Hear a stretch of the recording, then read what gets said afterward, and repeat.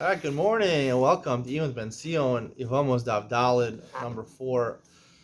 We have an amazing shir for you today, and listen to this. The Gemara discusses that essay dochalosa say, and the first makor of the Gemara will discuss more makoros and more sources in the future Gemaras.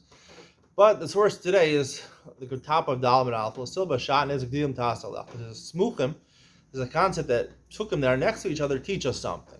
Right, so first it says you shouldn't wear shatnez. Shatnez is a mixture of wool and linen, and then it says Gdilim Tasalach, and then it says wear tzitzis. So the fact it says wear tzitzis next to shatnez tells me even though normally shatnez you're not allowed to wear, but when it comes to tzitzis, the mitzvah of tzitzis, you're allowed to. Why? Why is that? Because the Gemara learned that essay dochalosa say at any time a general rule. Essay is dochalosa say essay. A mitzvah is essay, and losa say at the same time it pushes the other one away, and therefore you're mekayim a mitzvah of tzitzis, and you're not violate a losa say of wearing shatnez when you wear tzitzis made of shatnez. Therefore, if your beged is made out of linen, it's not so common. People really have cotton, not linen, but you have a linen, which is more expensive material. You can actually put wool and tzitzis on it. That is the halacha l'maisa. Now. That's the Gemara concedes this is really only according to the Rabbanan, but according to Rabbi Yehuda, he also darshan smuchim. He also would agree to this, but it comes out from the Gemara, the Maskana of the Gemara on Dalam and Beis at the end, all the way says that even though normally he holds a smuchim and he darshans a juxtaposition of psukim, he needs a little more. He needs, in order to darshan smuchim, he needs either to be muchach or to be mufna. Either there's an extraneous pasuk. Not just the fact they're next to each other tells me something. If they're next to each other and it's logical, I have a logical reason, or I have an extra pasuk, then I can darshan smuchim. So that's what comes out. And the Gemara says the end is because there's the reason that by tzitzis is mufna, there's an extra pasuk. It says semero pishtim. Semero pishtim. Why does it say semero pishtim? That's an extra pasuk. Semer Pishtim is an extra pasuk. And to tell you, and ask the Gemara, it says at the end, semer, even if you have a beged of semer, you can put pishtan threads or pishtan strings. If you have a beged of pish, you can put semer strings. And that's mufna. Now the question is that really at the end, it's mufna because of semer pishtim, but it's like a double reason because you don't have to come on to the fact, really, the Gemara really is trying to say that it's mufta, it's extra, semer pishim is extra. So therefore, go back to the original pasuk and darshan smuchim. And then we learn it out, l'siba shatnez gdilim tasalach, right? It's extra, it's mufna. So darshan smuchim. Problem is that the actual word semer pishtim itself tells me semer with pishtim with semer, that if you have a beged of semer, you can use pishtim. You have a beged of pishtim, you use semer. I don't need any more of the smuchim, l'siba shatnez gdilim tasalach. I don't need it anymore.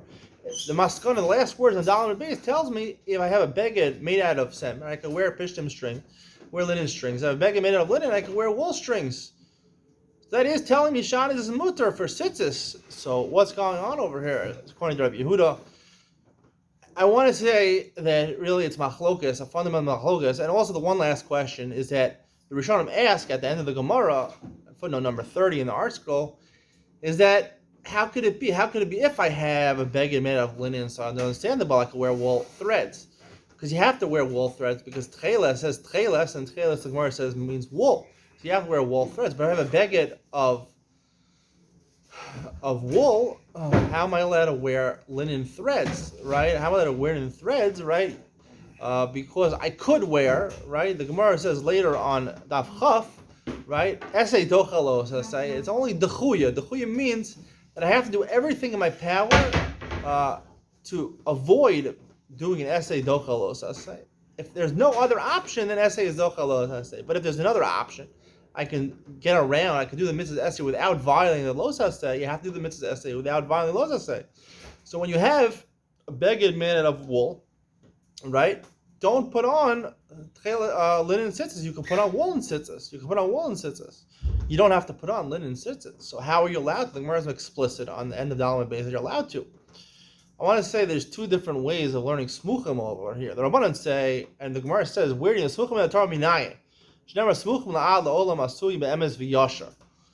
this is the top of Dalman Aleph. Now, be'emes v'yashar means emes is truth, right? We know emes is din is emes has to be the absolute truth, even if it hurts. So now yashar means to be a fair person, This is the makor for the Rabbanan, really, the Esei Docha Losase. And Docha means Docha, that you only if you have to, only if you're forced to do it, then it's Docha. The Chutra means that even if I have an option of not doing it, I don't have to be so strict on myself. I could just be relaxed, and it's easier for me. I could just violate the Losase and Mekayim the Mitzvah's Essay. That would be Chutra over here.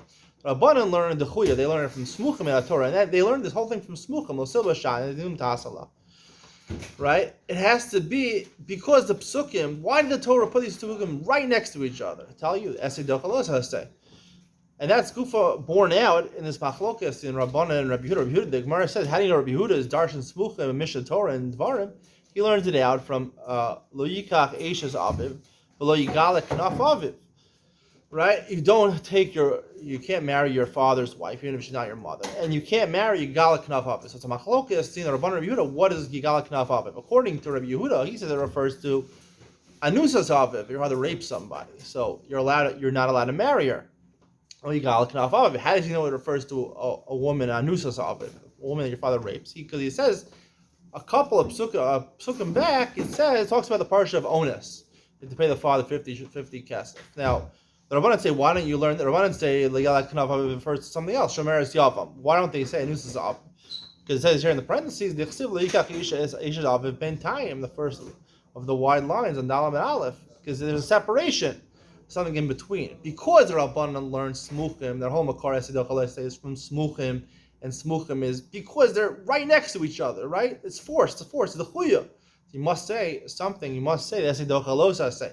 If there's a little bit of a hefsek between them, you don't darshan smuchim. Yehuda's concept of smuchim is not based on the fact that they're juxtaposed. It's based on a double thing. Because he learns that, I want to say this, that he learns, essay is not just docha losase, the essay is hutra. Docha is maybe a borrowed lashon for the Rabbanan. It would actually be hutra of makom losase, according to Rabbi Yehuda. And therefore, the smuchim doesn't have to be right next to each other. We can be a little more relaxed. Even though there's a different pasuk intervening in between, we can say that Yigal Knaf but also goes back on the parsha of Ones and refers to it. And that's why with smuchim it's a little more. But you need, if you're gonna use smuchim in a more free way. So you have to have a reason. You have to have a logical reason, or you have to have an extraneous pasuk to tell me that really there's a basis for doing it. Right, for this leniency to say it's hutra, and that's why he says yimuchach or mufna, yimuchach or mufna, and as Gufa explains why at the end of the Dalan and base he says semer upishtim, that even if the beged is made out of semer, even though technically according to Dechuya you'd only be allowed to put woolen tzitzis, he said you can still put linen tzitzis because he learns that the concept of smuchim is Essay matir alos. Say matir is alos. Say the chuy is a bar lashon. Matir is alos. Say, and therefore you don't have to put woolen tzitzis, even though you could, and you can be more relaxed and just buy the linen tzitzis if that's easier for you, and that would come out. The difference in smuchim, according to Rabbanan and according to Rabbi Yehuda. See you later. Bye.